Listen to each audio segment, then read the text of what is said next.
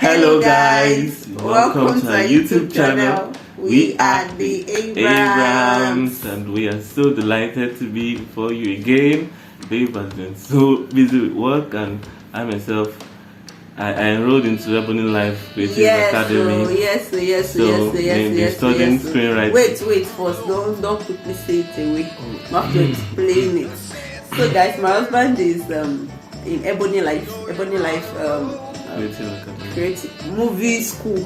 Oh yes. I have to say it in a way that people understand. Guys, you know Ebony Life, right? The makers of Blood Sisters, Castle and Castle, which other Wedding Party, right? Yes, Wedding Party. So they have a film school in Lagos in collaboration with the Lagos State Government, and they take up few individuals quarterly to come to their film school, and my husband happened to be one of those in this quarter, and he's learning about script writing. I'm so excited about it. I'm so because my husband is a very good writer. If you have not read his work, he has several works. He's a very good Search writer. Toby Abraham on Medium.com. Yes. My books on Okada book too. Yeah. And a lot of works. I'm so happy that he's able to get that professional touch. I can't lie to you.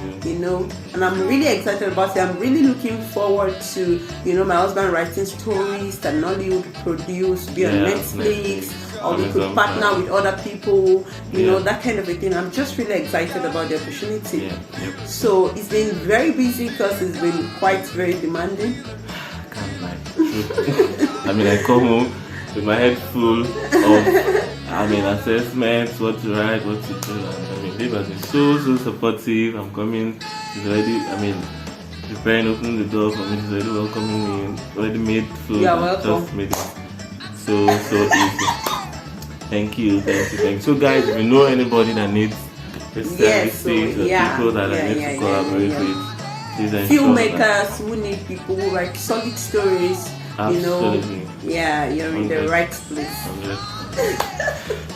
So without much ado, okay, let's get to the business of today. If you're just joining our channel, please ensure to like. We welcome you, and we want you to know that you are warmly received here. Please check out our other videos, like them, share, comment, and click on the notification button. Please. Subscribe and feel free to join us. And if you're a returning subscriber, thank you so much for following. Thank you for sticking around. We had a few people call to check up on us. Thank you so much. Thank you so much. So babe, what have you got for us today? Okay, so today we'll be treating two questions that like people do often ask us, maybe individually or as a couple. We just take two out of them and then we just tackle those two questions as our central theme today. So the first question is, do people really marry wrong? The concept of, I didn't know that this guy was like this. He changed after I married him. He wasn't like this during the courtship. He just changed. His character changed. I didn't see this. I didn't see that. That's a lot of excuse that people give many times when things go wrong in a marriage relationship. So the question is, do people really marry wrong? You understand? See that they saw these things, so they didn't really see it. Is it really true that these people pretended and they didn't see it? So the second thing we'll be discussing today is that is it true that the first year of marriage is always hard? When you listen to particularly older generation, they will always tell you, your eyes will clear. In fact, I was in a place and like 1 year into the marriage, your eyes will clear. And somebody was like, 1 year, okay, even 1 month, go 1 week, go, your eyes are already clear. And I'm always very surprised. Well, we'll come to the discussion, But the second question that for popular demand that we've gathered is the first year of marriage really always hard? Or is that how it should be? That kind of a thing. So let's get rolling. Yep. Okay. So tell us now. Okay, let's start out with the first question. Do people really marry wrong? Do people really marry wrong? So you want to go first, or you want to open the floor? Okay, open the floor. Do the tape cutting ceremony. Where's the scissors? This is just too cut. Okay, so in answering this question, I like to think of it as a cause and effect thing. Okay. So it's either something is true, something has to be responsible for the effects that we see on the outside. So if couple gets married today and next month they are whatever it is, separated or divorced and all of that. So did the lady marry the wrong man, or was there something wrong at the onset? If you ask me, do people really marry wrong? Do people actually marry wrong? I would say no. Okay. Yeah, I would say no, because there's no one person, so to say. I know that there are different ways, schools of thought when it comes to marriage, and there's only one person for you, and if you don't marry that one person, then you're in the wrong relationship already. If that person dies, what happens? Does it mean that you don't get married at all? Or is it that there can be someone else whose values who can fit into yours, and you can still make it through? You know, I think that first of all, we are Christians in this world, and of course you can be Christians too. Now, I feel like, first of all, if two people who are Christians and have the Holy Spirit get married, I think like 50% of their issues are solved, first of all. But is that what we have? But that's not the case for everybody. That's not the case for everybody. I mean, there are lots of people who are not Christians or even don't understand this dynamics. So, babe, this is the way I think about these things. This is the way I think about it. So let's see. Okay, so you think about it in the light of cause and effect. Yes. Okay, so this is why I will just come in like this. So people really marry wrong. I would say that no, people don't actually marry wrong. You know, I watched a skit by the Winlows recently, and it was on marriage and stuff like that. You know, at the end of the day, at the end of that skit, they made a very strong comment that stuck with me. They said, at the end of the day, nobody marries wrong. We only ignore the wrong signals. Now, that really stuck with me, because many times when people come like, the guy changed after we married, it wasn't like that, it was all loving when we were dating and stuff like that, then it just changed. Now the question is, there's a lot of questions to ask in that place. First, do human beings really change? Yes, predominantly. Predominantly, somebody can be nice today and not nice tomorrow. So that should inform the things that you look out for in a person much more beyond the physical qualities of, beyond the physical qualities of niceness or being good. So that is where looking at like the art of a person comes in. And that makes the choice of marriage very what is English? Let me see, intrinsic or whatever. Yeah. Intrinsic or something like that. Because the Bible says that the heart of man is desperately wicked. Who can know it? He now goes in Corinthians to say that it is only the Spirit that can know the heart, because it's the one that searches the inner things of a man's heart. So that's to tell you that in the real sense, if you don't have a relationship with the Spirit that can know the heart of a man, you might just be going on a risky journey, committing your life to a woman or a man that you don't even know their heart. Because even we ourselves, we don't yet know the extent of our heart. Sometimes you don't know sometimes that when you're in a situation you can become like this. Do you understand, babe? You know that there are some people that they were all nice until they had money.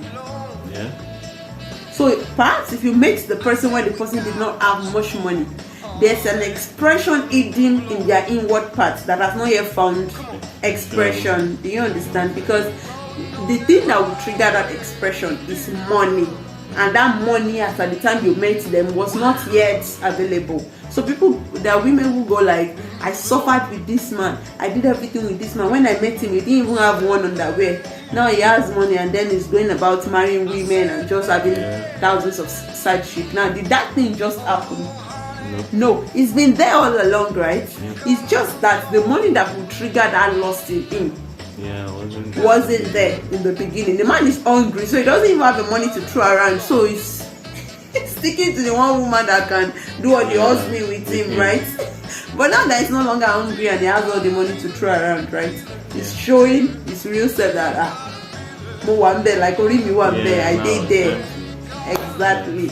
So now this now brings us back to the fact that the people really marry wrong. Now a woman like that who was with that kind of guy, now we now say she married wrong, because while they were dating it was all nice because he didn't have money, but now that he has money he's showing the side of him. But the truth of the matter is that is why many times we always advise that we should include God in our choice of a marriage partner. It's not a cliche. Trust me, it's not a cliche. And my husband was trying to say that two people, for instance, who have the Holy Spirit, 50% are supposed to have a good marriage already. 50%, because let me clarify that who have the Holy Spirit, because I'm thinking about exactly. Who have a relationship, a working relationship, who have been worked upon. Exactly. Not just someone who speaks in tongues and all of that. No. Exactly. Yes, that's where I'm going to. Where I'm going to. So, but it felt like that's not the reality we see. That's because it's one thing for somebody to say, it's another thing for somebody to really have a relationship. Do you understand now?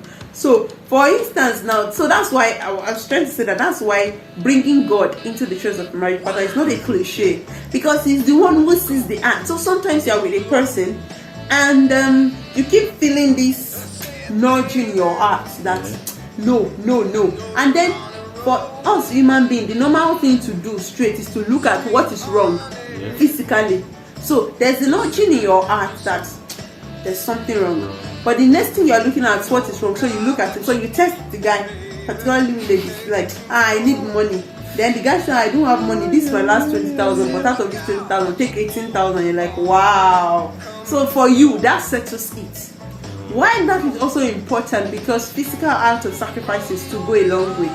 If you have that nudging in your spirit and you have trained your spirit to really hear God's voice, you know that even though you are not seeing a physical danger, it doesn't mean that there's no danger. No danger inside. Yes. So I also think that this is just, it's an exposition of the cause and effect. Yeah. Because you never really see what is responsible. In our society, we don't really go in there to look for what's responsible for the issue, but we talk about what happened. Yeah, what happened on the outside. True. But there are lots of internal, occurrences that we tend to skip and skip over.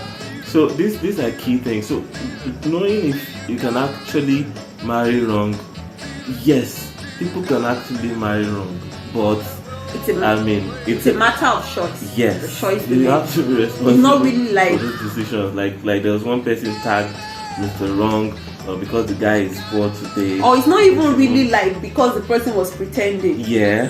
It wasn't really like because they were not this, then they changed. I think we have tackled it from one aspect. That's the aspect of the arts. The art of a man, and we've explained, the spirit helping you to discern the art of a man. The second thing that I would consider, because from that skit that I said the winner stage, this was a guy that was in a relationship with a lady. When the lady's best friend was a Christian too, and she loved the lady, it wasn't like she was jealous, but she had this uneasiness in her about this guy that her best friend wanted to marry. When she took the lady to her mom, who was also a Christian, her mom also had the same uneasiness in her about this person that she wanted to marry. But she was looking outwardly. In that skit, the name of the guy was Pentecost. She was like, Pentecost. It was on top of his head that the Holy Spirit fell upon. Things like that. And we're not just trying to make it church people thing too. There are other things like that too. Yeah. So there are things that also you see that you kind of ignore. That we now see. You must understand that whatever you see in a relationship has the propensity to increase itself by another 80% in the marriage. So, for instance, if you're with somebody who has a double life, so today they tell you this, tomorrow they tell you that. When they see that you're trying to get that, this was not what you told me about your work yesterday, then they come up about a particular truth. It's not enough for you to just say, okay, and sweep it under the carpet. No, that is a sign to you that would most likely reoccur in a much more bigger way in the marriage. But I think that people get, particularly ladies, tend to get really emotional when it comes to things like this. Because having been emotionally, entangled with the guy, you don't feel like, look, I'm already with this guy, and maybe he's meeting my needs somehow, and he's taking care of me. So, or what would my parents think about me if I left this guy? What would my friends think about me? My friends are getting married, and I want to show that me myself, I'm also part of this trip. So it tends to be difficult for them to want to detach themselves. You know, I wrote something recently. I wrote an article a couple days ago, and I said that most of the time when you make a decision, how do I even put it? It's not like you did not know that this thing you're settling for has these red signs. You ignored it because there was something at the other end that you felt was more profitable to you. So, for instance, a lady is with a guy who has maybe hot temper, for instance, gets excessively angry and can just do all sorts of things.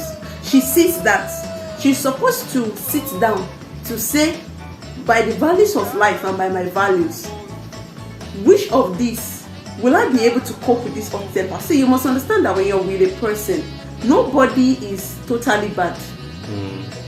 I think we should even start that way. Nobody's totally bad. Even the terrorists, the armed robber you are seeing on the way, they are somebody's father. And don't be surprised that many of them are loving husbands at home, loving fathers at home. They will even tell you that it's because they want to provide for their family. That's why they are doing what they are doing. So nobody is totally bad. So that is something you should first take to heart, because particularly, like you said, many times ladies mix these things up. So you must understand that that person you're with is not totally bad. As a matter of fact, there was something good about the person that attracted you in the first place. But now that you are seeing certain things, you have to also draw up a value set. So by your value set and life's value set, this red sign, can it invalidate these good things? You know, like I said in that post, I said it is not all the bad things that makes it is not plenty bad things that makes a marriage not to work. It's just one bad thing. Do you understand? So for instance, somebody maybe a woman is extremely materialistic. It doesn't mean that the woman will not be romantic. It doesn't mean that she will not be a good cook. It doesn't mean that she cannot make you laugh. Are you guys understanding? So it's just that one thing, that one extremely materialistic, if you expound on it, it could become the exact reason why that marriage will eat the rock. Do you understand? So it's not like we marry wrong, like we don't see those signs. But those red signs we see, you are not patient enough to sit down to evaluate if this one thing is big enough to make this marriage eat the rock. So one person who has how do we call it, anger issues, for instance, and temper issues, they are loving, they are nice, they provide for you, they still give you everything, they care for you, you go out, you're on shopping spree, you do everything. But the issue is that just one day they are angry, they can mistakenly knock something on your head and you die, you pass out. All the stories we've heard, that anger can undo all the love of exactly. Most of the stories we've heard about this thing, how they just married this thing, this and this, that was what happened. Do you understand? It was just the anger. The lady just pushed the guy, he hit his head on the wall, and then he died. Do you understand? So we must be able to sit down to know the things, that the values that are very most appropriate for life and for ourselves. Now, the issue why it's even more difficult is because many ladies don't even understand what value is for themselves. They think that value is just the fact that it's able to take you out. Money is important, it's part of the value, but what are other values that matter to life? Like, have you looked beyond yourself? You know, one time, many years ago, I wrote an article and I said, if many ladies will be less selfish, they'll be able to make the choices, a right choice of a marriage partner. And what I mean by that is, project that person you're dating as your son. Project that person, because there's a probability that that person you are dating is the kind of child you will give birth to. So if you project that person as your son, would you be a proud mother? One question. Number one question. The second question is, project that person as a father to your children. So that guy that is slapping your face but buys you iPhone 12, do this and this, do this and that, what will the effects be on your children? You are saying I can manage it, I can cope with it, nobody is perfect, right? But what would the effect be on your children if you just picture the trauma that a child seeing the mother being beaten by the father and all of those things? If you just picture what that trauma would cause in the life of an innocent child, you'll be able to make the right decision irrespective of what the personal gain that you supposedly thought would come that you are supposedly getting from the relationship. So that's why I believe, just like what the Winlow said, that nobody really marries wrong. It's just that we ignore the wrong. Yes. We ignored the wrong signs. We ignore this person is too good to be true, for instance. And a lot of people are telling you that this person is not who he's presenting himself to be. Rather than for you to sit down and investigate, you are now saying that they are haters. They are haters. You know, people have a way of, just like I said people have a way of, people have wise ways of hiding foolishness. So instead of you to settle down and say, okay, people are around you who really love you, all of a sudden you bring this person and they keep telling you, I don't know, but there's something about this guy that is just not right. There's something about this lady that is just not right. And the first person said it, the second person said it, the third person said it. These are people that on a norm, before now, you have taken their judgments as true. They are not in any competition with you. Instead of you to just say, haters everywhere. You know, all this 21st century way, haters everywhere. Can you sit down and really pray and ask God, the one that knows the heart of man that you don't know, to reveal something that is hidden to you?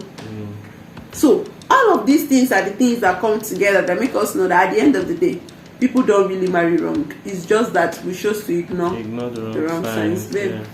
I mean, that's very true. On a final note, I would just like to say that the things that also inform our belief systems, we need to be very careful how we treat them.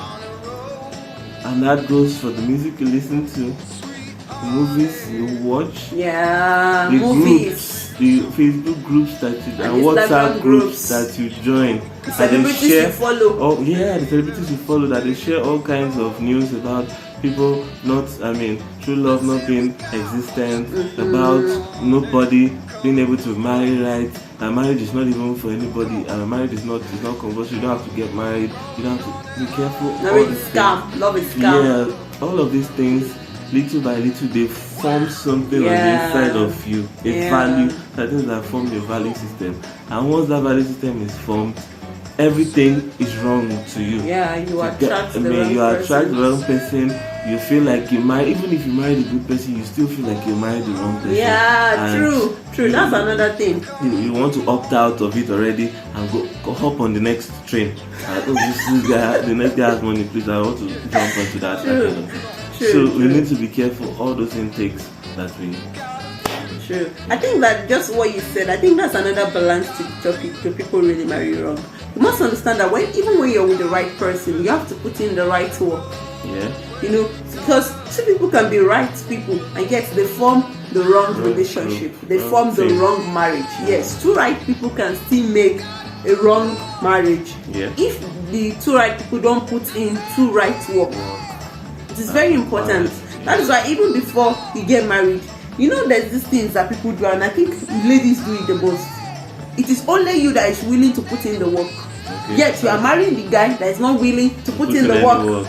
So the guy is, from your conversations, you know, I read something in one Instagram group. The girl was like, he's always saying he doesn't want a woman who would now have her own money so that she can now become a big bossy. If he has money, his wife would eventually stay at home. He cannot be cooking with a woman. He can't be helping a woman. A woman is supposed to be the one to hold the house. If she doesn't know, all of those things, you hear him say it in the relationship. But maybe because he has something little they are benefiting from, you are the only one. So many times, even when ladies come to me and for relationship advice I literally look at it, I'm like, there's no point in all of these things. It's only you that is making efforts. How does it work? It's like we want to carry this throw pillow, for instance. So babe, carry it on your side. We're supposed to carry it like this, right? Now, I'm not the only one, like, I'm trying to lift it up alone. The other person is just chilling out. So what's the point? What were you thinking when you married somebody who does not have the same commitment with you as to what it takes to make a marriage work. Yeah, or even remaining in a relationship with such a person. Exactly. What were you thinking? You will be thoroughly stressed out. You will be drained. You will be dragged, and you will feel like, like this was hell. And truly, it is hell. Because if something is unbalanced, it's called an unstable, what is it now? An unstable situation in equilibrium and all of that. It's an unstable situation because you as a person are supplying all the work that two people should do. Yeah. Supplying, you're going to get burnt out. And you're not going to get any results. That's the thing. And you're going to end up bitter. You're not going to get any result. So ladies always feel like you have a magic way of bringing somebody on board. Yeah. See, like the popular saying says you can drive a camel to the river, but you can't force it to drink water. So before you even start a relationship at all, not even married, before you start, it must be somebody who have the mindset, who understand that it also takes work for a relationship to work. It must be somebody who is willing to put in the work for the relationship to work. Right. So the minute they say my husband is this, my husband is so, have you spoken to your husband about it? Say, my husband though, he doesn't want to hear, he doesn't want to this thing. So exactly how did you even end up marrying that person in the first place? What were you thinking would happen? That a magic would happen?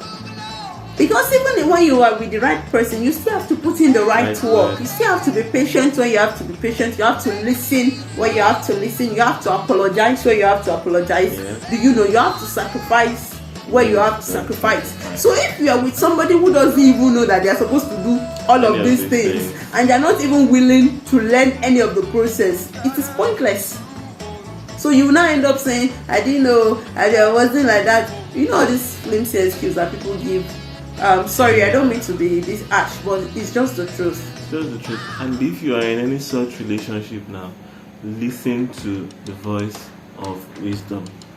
The part of one crying in the wilderness. Yes, save yourself the stress. Whether you're a guy or a lady, save yourself. You've seen enough of the signs, the symptoms, the red lights. Exactly. Don't ignore them anymore. If you need to take some time away, and access it. Be blunt. Don't bring the objective. Don't bring friends that are just naysayers around you and just ask them those kind of questions. You need to ask people who can be critical enough to give you the right answers, as bitter as it may feel. And you must be open enough to receive that honest feedback. Yes, that feedback. You have to be open enough to receive it, however painful it may be or bitter it may be. You yourself sit down and access it. I noticed this has been recurrent in our relationship. Where is the origin? Is it from me or from her? Yeah. Okay, if it's from her, has she been consistent in this attitude? Is this the kind of thing I want in my wife? Is it the kind of thing I want in my marriage? Multiply it times 5 years. Yes, multiply it times 10 years. Is this something I can cope with for the next 20 years? So those kind of things you need to deliberately, settle down and figure it out. And pray, of course. We've mentioned that as much as you figure something out, you need to also ask the Lord to help you to discern the inward workings of the other person. Yes, because some people are actors these days. They know how to set up the stage. They tell their friends to tell you something. Yes. And you think highly of them. Yes.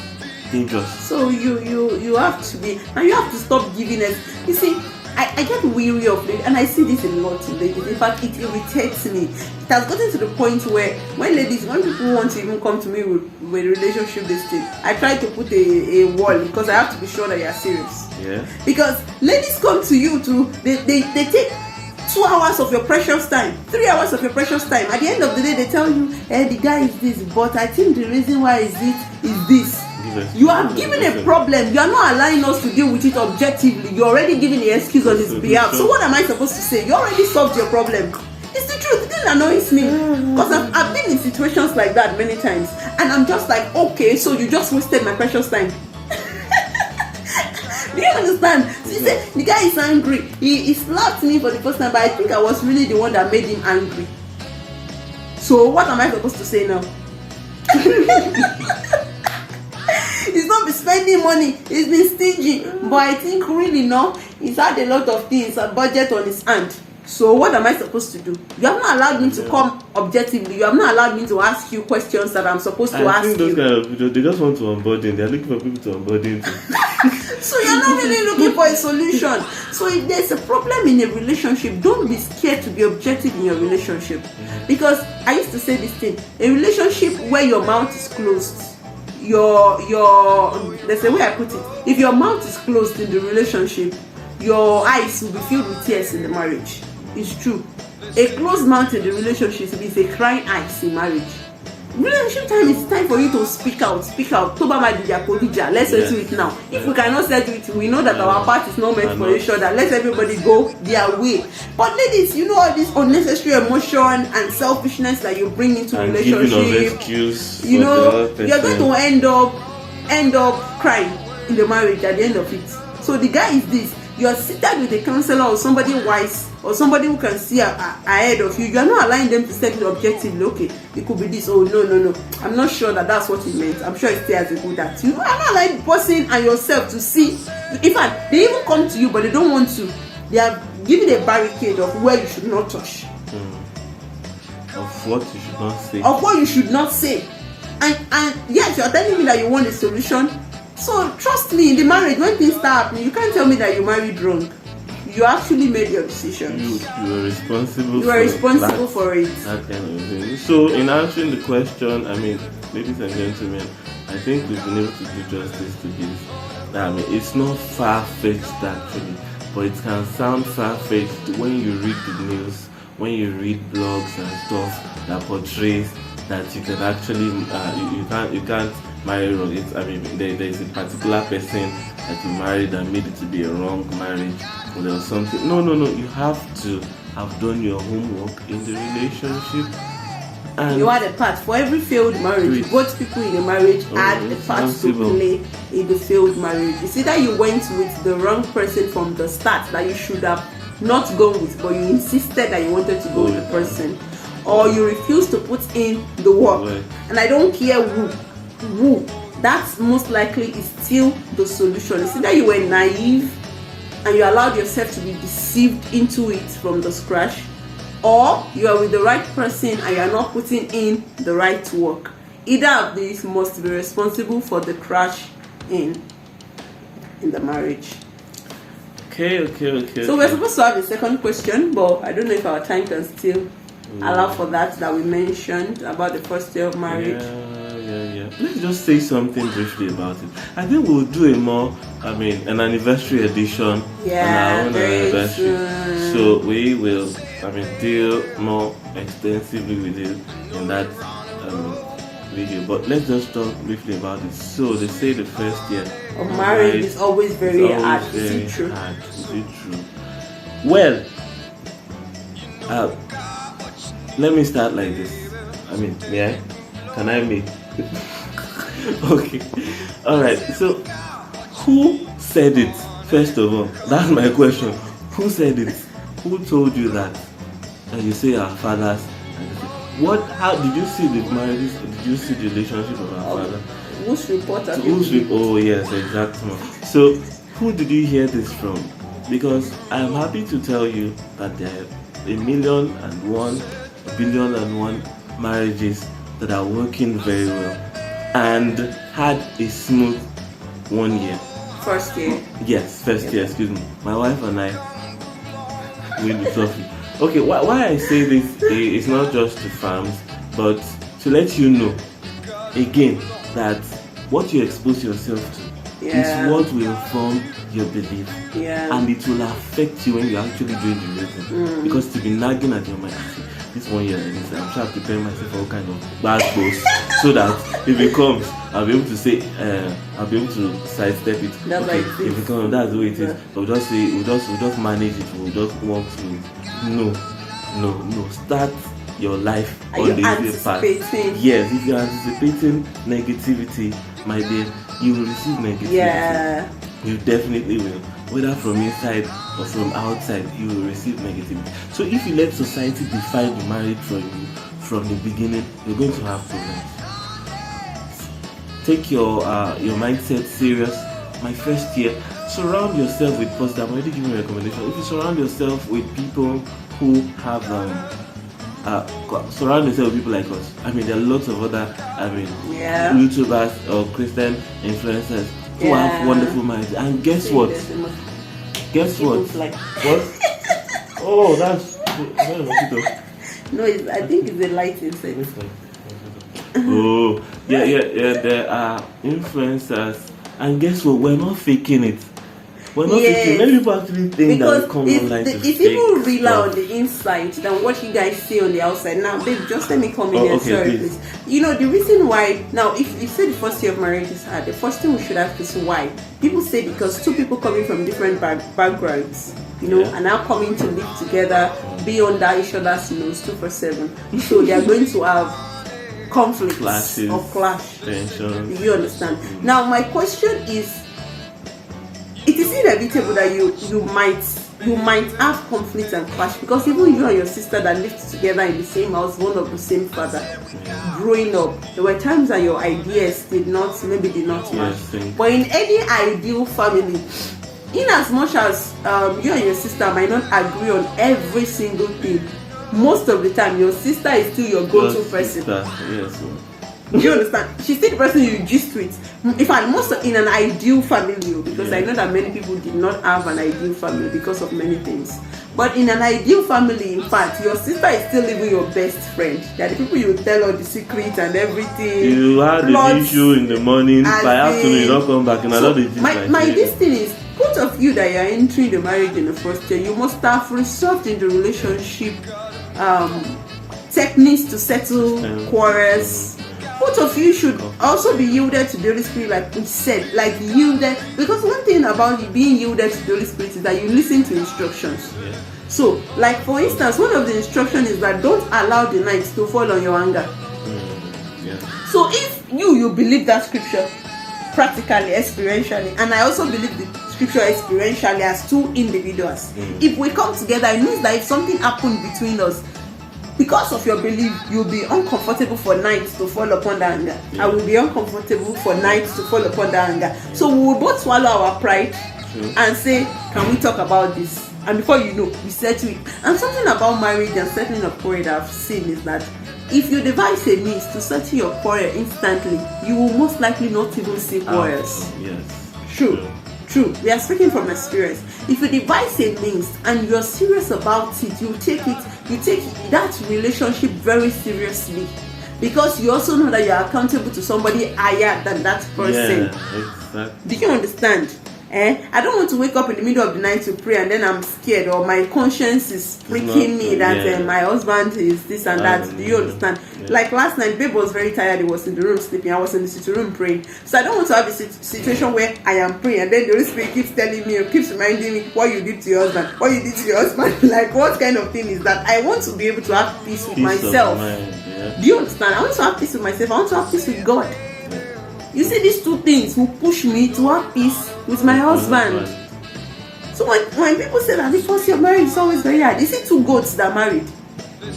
Because it's only goats that, you know, they are the orikuku, you know, that never listen, They never agree with each other. Sorry to use that expression, but it's just a way of describing it, really. So, don't first, like my husband said, don't take in that mindset that, first year of marriage. Because some people, nothing is even wrong. But because of that mindset, they are always looking for something that will go wrong.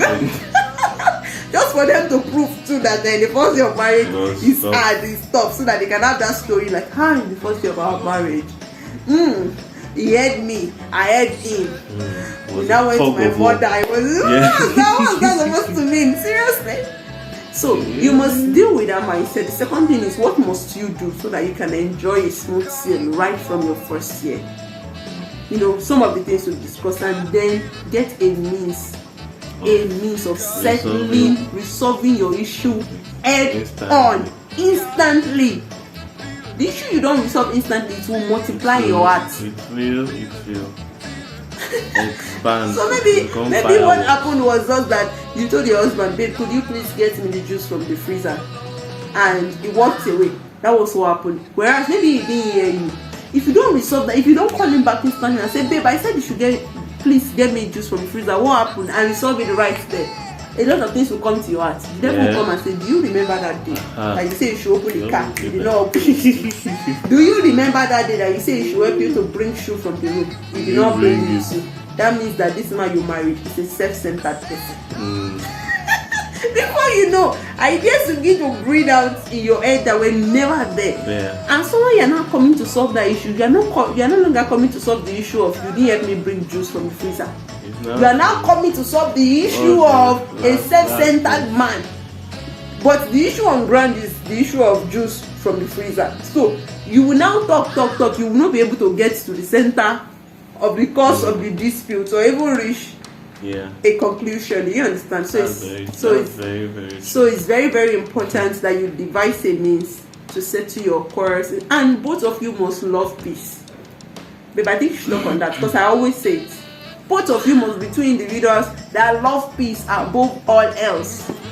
You must desire peace. Yes. Because first of all, I mean, when you are let me speak now in perspective of Christian. You as Christians, you're not just both of you married. Both of you are married to each other, but you also have an overseeing relationship with God at the top. If there is friction here, it's the same thing that happened in the Garden of Eden. Yeah. The moment that there was a break between Adam and Eve, God showed up and they called it out. What happened? I sensed that something is wrong, and things went alright. He passed the aggression to God. Seriously, the woman you gave to me. So it's really God was even affected. So that always happens. It's always the case. Yeah. So Paul also said that the two of you should always be together, so that your prayers do not go unhindered. Yes. So that's what Paul was talking about there. But even then, as someone that is okay, let's even say you're not a Christian, your peace of mind, you know that something is nagging at you. Every time your husband is at the table, he's sitting and he's eating, you just walk into the room.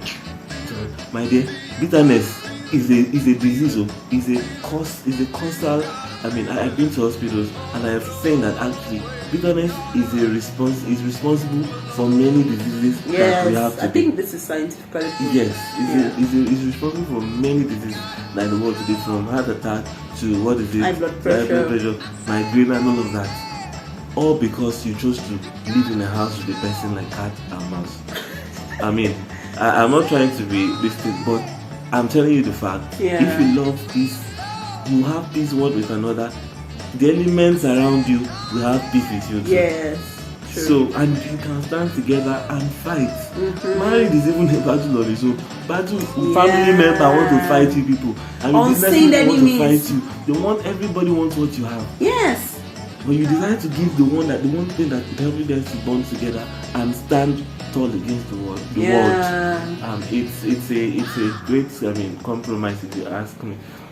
So, but however, I think that we'll say a lot more on this issue when more details when we are doing our anniversary edition, so that we don't, just look forward to that in a couple of days more. We'll get that. Alright, I think we've done enough for today, more than enough for today, guys. So look forward to our other video. We have another video coming up, and we also have a video on how we met coming up too. Yep. So guys, we want to see your response on this video. We want to know that you like this video. The only way we can know that you liked this video is by liking this video, commenting, sharing, watching, telling your friends about it, hitting the notification bell, and subscribing to our YouTube channel. Very important. So with that, we have come to the end of today's video. Alright, bring it in. We are the Abrahams. Yeah.